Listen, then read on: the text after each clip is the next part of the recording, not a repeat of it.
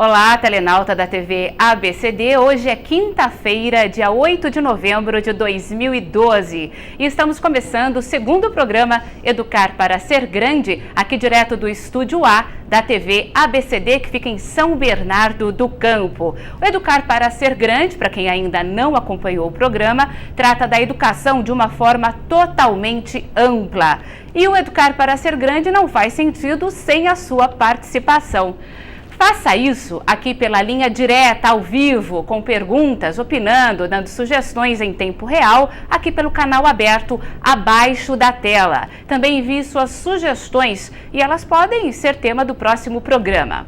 E em qualquer tempo, você pode também enviar pautas para o Educar para Ser Grande pelo e-mail sandra@sandracabral.com.br. E não esqueça, curta a nossa página, a página do Educar para Ser Grande no Facebook, para receber notícias atualizadas sobre educação. E vamos aos destaques do programa de hoje. O Educar para Ser Grande tem sempre um quadro fixo e no de hoje, com o tema Para onde caminha a educação, teremos aqui a participação da jornalista, radialista e pós-graduanda em docência para o ensino superior, a Silvana Cordeiro. No segundo bloco do programa, também uma conversa aqui no estúdio com o coordenador do curso de Engenharia de Controle e Automação da Mauá, o Fernando Madani. Ele vai falar conosco sobre um dos maiores eventos de robótica do país, o Summer Challenger, que na segunda edição ocorreu lá no Instituto Mauá. Vamos então para a edição de hoje do Educar para Ser Grande. Acompanhe então o nosso programa. O governo federal lança nesta quinta-feira o Pacto Nacional pela Alfabetização na Idade Certa. Esse pacto é um conjunto de medidas na área da educação para garantir que todas as crianças estejam alfabetizadas até os 8 anos de idade.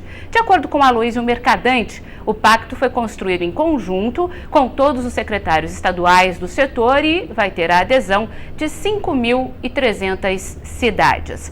As redes municipais e estaduais terão de aderir ao programa para receber recursos e apoio técnico do Ministério da Educação.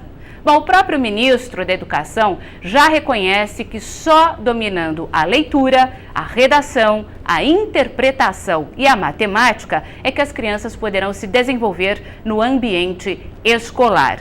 Entre as ações previstas, criação de uma prova que será aplicada a todos os alunos do terceiro ano do ensino fundamental para medir aí o nível de alfabetização destes alunos. Agora, vamos falar um pouquinho sobre isso. O governo federal tem realmente que alfabetizar todas as crianças, tem que primar pela alfabetização até os 8 anos de idade, mas eu acho que uma questão muito mais relevante é a qualidade dessa alfabetização. As pesquisas estão apontando que os alunos entram na escola, chegam ao terceiro, quarto ano do ensino fundamental, eles leem, mas eles não entendem o que eles leram, não conseguem interpretar, como falar com as próprias palavras sobre isso. Então esse pacto deve ser comemorado, isso deve acontecer, mas eu acredito que o governo federal deve pensar também na qualidade dessa alfabetização. O Ministério da Educação disse que vai envolver aí secretários de todos os estados para fazer esse pacto, enfim, essa nova forma de tentar atingir a alfabetização até os 8 anos de idade, mas eu acredito que eles devam também chamar educadores, né? Porque eles têm muitos projetos bons nesse sentido, eles têm criatividade para tirar a alfabetização daquela coisa quadrada que ela é atualmente, então acho que deve abrir um pouco o leque, o governo deve abrir um pouco o leque aí para esse tipo de pacto. Abre para educadores, ouça os nossos professores que também precisam aí de um upgrade, né? Eles também precisam ter uma qualidade melhor, ter condições de trabalho e principalmente ter salário. Então ampliar um pouco o pacto e envolver tudo isso. Melhores condições de trabalho para professores, qualificação e salários adequados. Bom, em todos os programas aqui no Educar para Ser Grande, nós temos um quadro fixo, a gente conversa com um especialista, abordamos aqui temas diferenciados. Hoje o tema é o rumo da educação no país.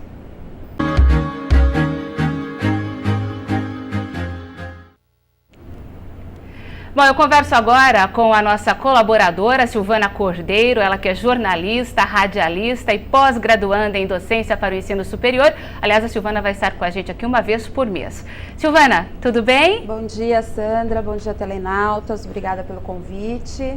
Muito obrigada a você. Obrigada por estar aqui conosco, ser nossa colaboradora. Olha, vou tentar colaborar à altura, né? Porque educação é um tema muito sério, muito importante e que, em minha opinião, é fundamental para o desenvolvimento global do país, né? A gente vem vendo que sem a gente ter uma educação de base forte, bem feita, com professores bem preparados, com alunos que chegam na escola aptos a não vão lá para comer a merenda só, mas vão lá para receber cultura, receber conhecimento, a gente tem um grau de desenvolvimento muito maior e muito melhor no país. Claro. Agora, Silvana, hoje o foco é o ensino superior, Sim. Com base em 3 fatores que aparentemente são isolados, mas totalmente integrados. Enem, uma matéria para quem viu no Fantástico, onde a diretora falou que não consegue alfabetizar os alunos de 5ª série.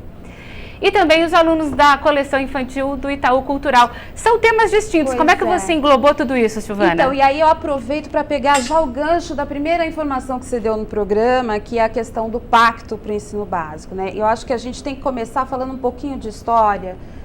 A educação no Brasil é muito recente, né? Se a gente pensar que ela vem aí do século XVIII, século XIX, só no século XIX é que a gente teve a instituição da escola primária como a gente conhece ela hoje. Então, a gente teve uma educação no mundo todo que veio de cima para baixo, ou seja, primeiro veio a universidade, depois o secundário, depois o primário, e aí essa escola de base que a gente conhece hoje.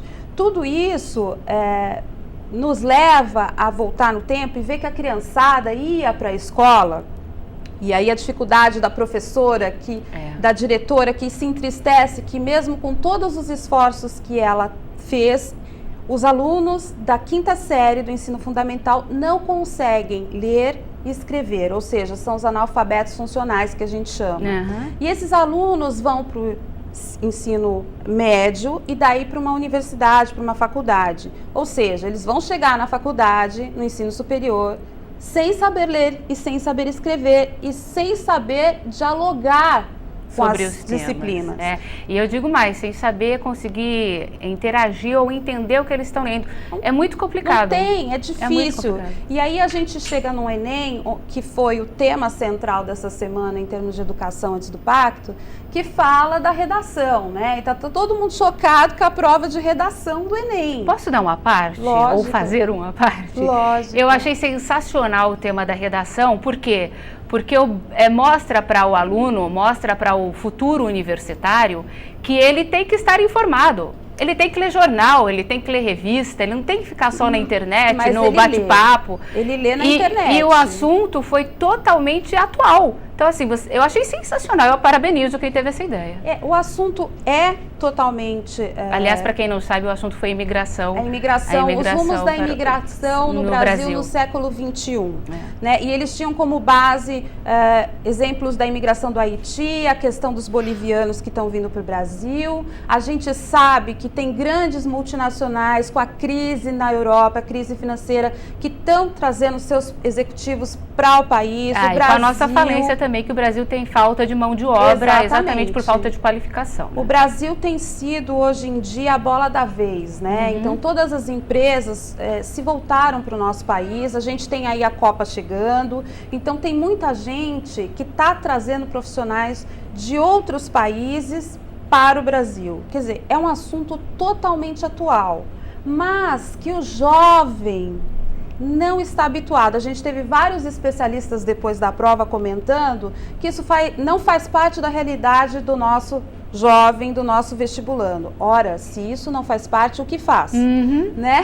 Quer dizer, se o nosso ensino é focado na formação para o mercado de trabalho, isso faz parte do mercado de trabalho dele.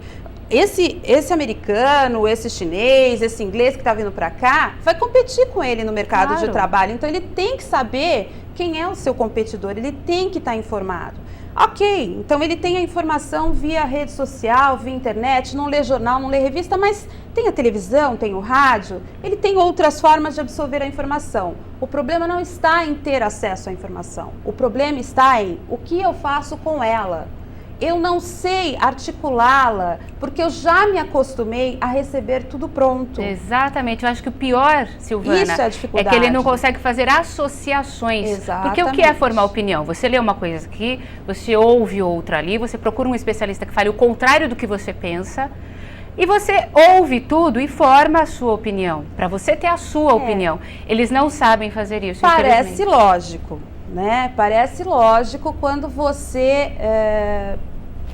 faz parte desse dia a dia, né? E eu acho que aí a imprensa tem um papel fundamental. Uma das coisas que eu defendo nesse meu curso de docência é essa, é usar a informação como instrumento de educação. Sim. Né? Porque eu acho que não basta você informar, mas você tem que usar essa informação de uma forma que ela produza um conhecimento que deveria ser a base da faculdade, da universidade. As pessoas deveriam ir para a universidade, ir para a faculdade, não para ter uma profissão, não para saírem de lá jornalistas, técnicos, mas irem para lá para serem pesquisadores, para terem novos conhecimentos, para produzir cultura. Ou seja, eu vou para lá para desenvolver uma pesquisa, para descobrir algo novo que contribua para a minha sociedade. Eu estou devolvendo para a sociedade algo que eu consegui através do conhecimento do estudo. Porque educação de base, que a gente tem terceirizado, e aí entra a diretora de novo que está triste, né? A criança antigamente chegava na escola, para ela ser admitida na escola, ela tinha que no mínimo saber ler ou escrever. Ela tinha uma base antes, né? Hoje a gente ampliou esse acesso ao ensino superior para a população através do agora prefeito de São Paulo, ex-ministro Fernando Haddad, na gestão do governo Lula, quando ele criou a Universidade para Todos e o ProUni, o que foi fantástico. É sensacional a gente saber que hoje a gente tem quase todas as camadas da população tendo acesso ao ensino superior. Mas aí a gente volta naquilo que você falou, qual é a qualidade desse ensino, porque a gente tem visto escolas, empresas e alunos clientes, né? Então, assim, eu pago, eu tenho que receber. Eu pago, eu passo de ano. Eu pago, eu recebo. E aí a qualidade se perde e aí a gente tem um Enem onde os próprios professores dizem a média vai cair porque a redação foi uma surpresa, não faz parte da realidade do meu vestibulando. Pois é, eu achei isso bem chocante, esse posicionamento, desculpem educadores, mas eu achei chocante esse posicionamento. Eu acho que o que você tem que fazer enquanto educador é estimular. Ok, os nossos universitários ou pré-universitários não estão acostumados a isso. Galera, vamos nos acostumar. O próximo Enem pode ter uma... Então vamos estimular. Mas é um processo difícil. Não é voltar, difícil. É andar, né, Silvana? Mas aí que tá, é um processo político, né? Não há nada mais político do que educação. Se a gente tiver um povo totalmente culto, crítico, né? Como é que você vai... Mas a gente não tem formado para criticidade, a gente tem formado para praticidade. Para técnica. Nós temos técnicos que não conseguem articular outras coisas. Mas fica a pergunta, né? Para onde vai a educação? Depende dos educadores, muito desse debate, dessa confusão, dessa conversação, disso que nós temos feito aqui agora, que é provocar as pessoas para que elas pensem um pouco do que era, como está, para onde está indo e de que forma podem contribuir. Como você disse, o Instituto Itaú Social fez uma participação que eu achei fantástica. Eles distribuem gratuitamente para qualquer pessoa da população livros infantis de autores nacionais para que essas pessoas leiam para as crianças. Quando você lê para uma criança, você incentiva ela pelo ouvir, pelas figuras, a gostar da leitura e a partir daí a gostar de aprender. Eu acho que o ensino superior está muito ligado a isso. A infância. Silvana Cordeiro, jornalista, radialista, pós-graduanda em ensino superior, para educação e ensino superior, muito obrigada. E você volta daqui a um mês conosco no Para Onde... Até dezembro. Para onde caminha a educação. Obrigada. Obrigada a você. Bom, eu lembro aqui que a gente vai para o intervalo comercial rápido, voltaremos aqui com o segundo entrevistado de hoje, que é o Fernando Madame do Instituto Mauá de Tecnologia, e eu vou fazer uma parte aqui. Eu quero agradecer à Rádio Web Corporativa Marcas que Brilham, eles que vão retransmitir a partir desta quinta-feira os nossos programas Educar para Ser Grande. Gente, não esqueça, pode enviar pergunta, nós estamos ao vivo. Até já.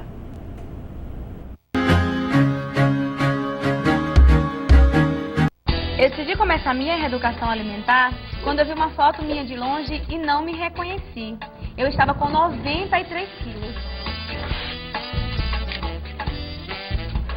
O contador de pontos é uma ferramenta muito importante. Eu não como mais do que eu vejo pela frente, e sim o que meus pontos permitem.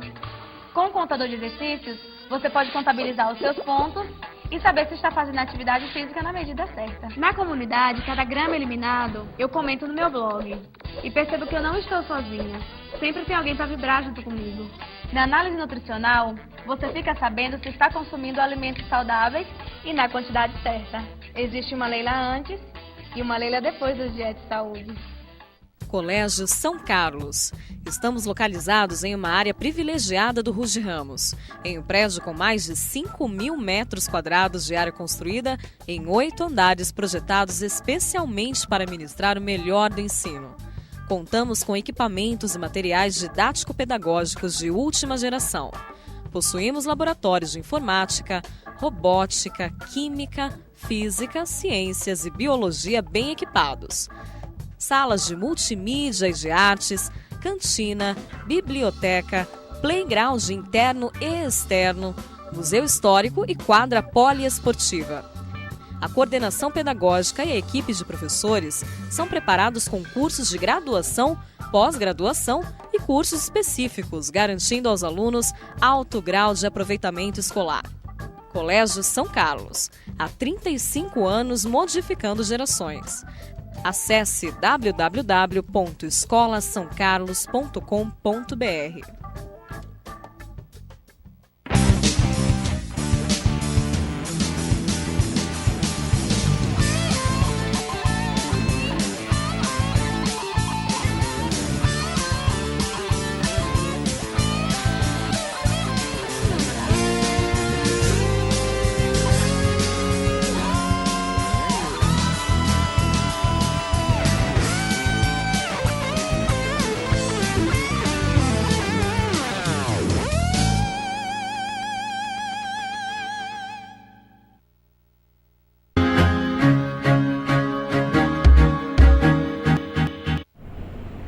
Olá, continuamos ao vivo aqui pela TV ABCD e você pode participar em tempo real enviando aqui perguntas para a nossa linha ao vivo que está aqui abaixo da tela. Bom, agora eu vou dar uma notícia interessante. Quanto tem gente aí que tem acesso à escola e muitas vezes não dá valor à oportunidade que é de ouro, no outro extremo, um exemplo que divido com vocês agora, antes do nosso entrevistado. A catadora de recicláveis Cleusa Aparecida Branco de Oliveira, ela que tem 47 anos, sempre cultivou o sonho de ter uma biblioteca em casa em Mirassol, no interior de São Paulo. Ela é apaixonada por leitura, queria poder emprestar livros a pessoas sem condições de comprá-los. De tanto ver obras jogadas no lixo de escritores como Machado de Assis, José Saramago e Érico Veríssimo, a catadora Cleusa, que é semi-analfabeta, passou a tê-las e pôde neste ano realizar o sonho dela. Ela foi guardando esses livros que ela achava no lixo, inaugurou uma biblioteca na Associação de Catadores, da qual participa lá na região de Mirassol, no centro de triagem de lixo daquela cidade.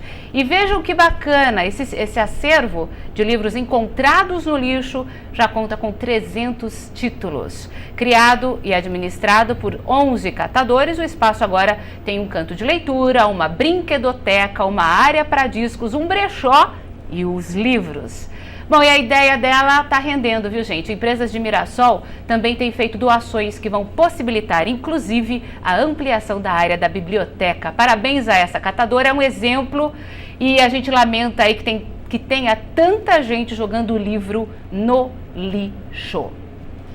Bom, agora o nosso entrevistado aqui nos estúdios, lembrando que nos dias 2 e 4 deste mês, Pela primeira vez, a Mauá abriu os portões para sediar um dos maiores eventos aí de robótica do país, a Summer Challenger, que está na 2ª edição. Esse evento faz parte do calendário de competições de robótica organizadas pela RoboCore. Acho que eu pronunciei certo, né?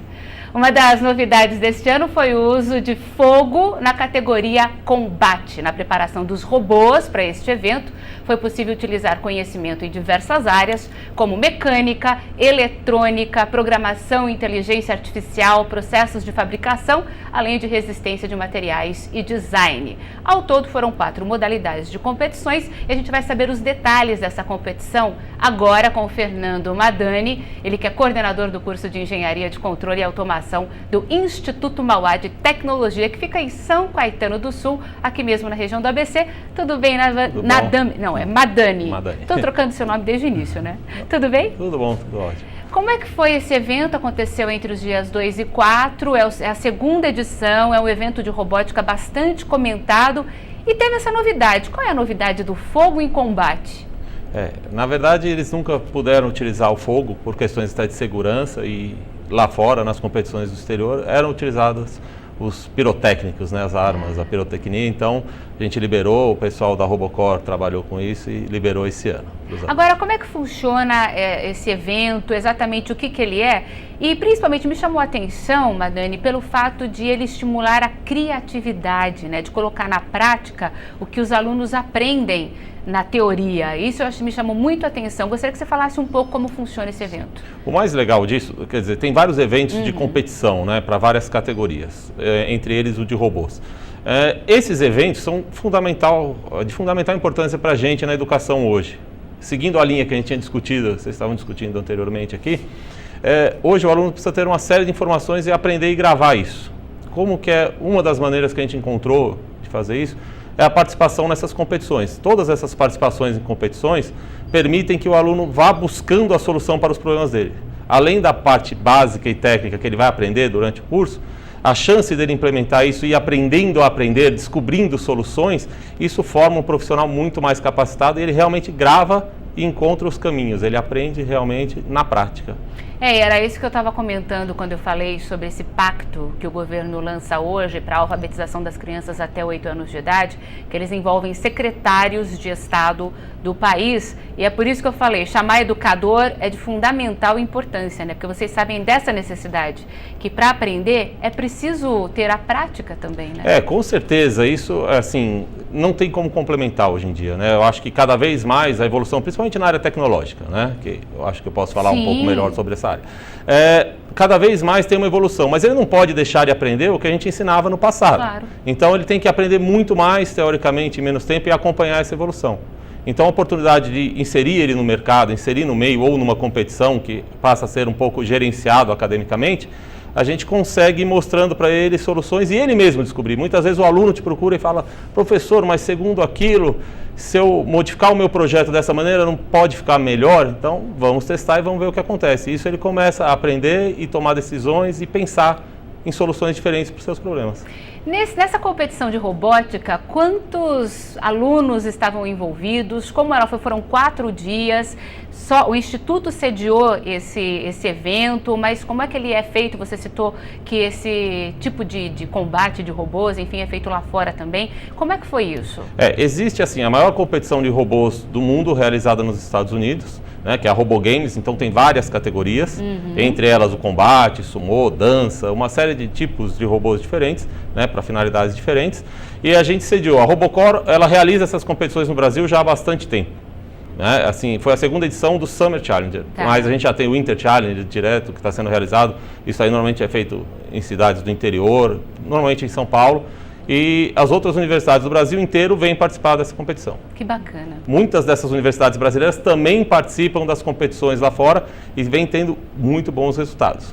Ou seja, os alunos interagem, né? Porque como são várias instituições de ensino num mesmo evento, eles acabam interagindo e veem muitas novidades, né? A parte que eu acho mais legal disso, dessa interação, é que não é só uma competição.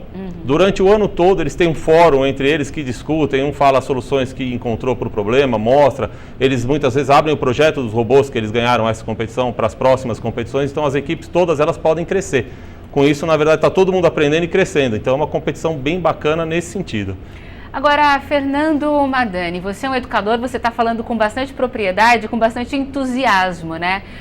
Para vocês que conseguem participar desse tipo de evento, para os professores, o que significa isso? Vocês também trocam muita experiência, né? A gente acaba podendo encontrar professores e principalmente encontrar os alunos e ver eles trabalhando, né? Então, a gente consegue direcionar até algumas propostas dentro do curso, muitas vezes, para incentivar, porque a gente vai passando um tempo no curso e a linguagem dos jovens que vão entrando vai mudando. Então, esse contato com os alunos, ver o sentimento deles e no momento de liberdade, não só numa sala de aula, que eles estão na competição um pouco mais soltos e discutindo e vêm conversar com você e perguntar dúvidas, que aí você até consegue... quebra aquela coisa professor-aluno, né? Está todo mundo numa situação de aprendizado ali, né? É algo fundamental. Eu acho que hoje em dia essa tendência que envolve um problema a ser solucionado, né, que o pessoal fala que é aprendizado baseado em problemas, então você dá um problema para o aluno solucionar e você está acompanhando, está próximo dele, hoje isso tem sido fundamental. Agora, dentro dessa linha que você falou, é muito comum na área de engenharia, de controle e automação, esse tipo de intercâmbio, esse tipo de interatividade, ou são só esses eventos isolados? E mais uma pergunta, a gente tem uma falta de mão de obra absurda aqui no Brasil em várias áreas, inclusive na área de engenharia. Nesse setor de controle e automação, isso é mais latente? Olha, é assim, eu acho que eu não posso dizer que essa área especificamente teria esse maior problema, mas a engenharia falta muita mão de obra, né? A gente fala, discute informação básica, o aluno conseguiu ou não acompanhar um curso de engenharia, né, as condições que ele teve de ensino de matemática. Na verdade, eu hoje diria, até vendo a discussão de vocês, não é só o ensino que foi dado para ele, mas o quanto ele assimilou disso, a questão dele ser capaz de aprender sozinho e buscar um aprendizado, que se ele não consegue interpretar um texto, ele nunca vai conseguir evoluir. Né? Então, entender um texto de engenharia. Né? A gente procura e acaba tendo muitos alunos ingressando no curso. Existe uma evasão grande para o curso de engenharia, acredito que realmente baseado nas condições de conhecimento de matemática, de física que eles têm, né?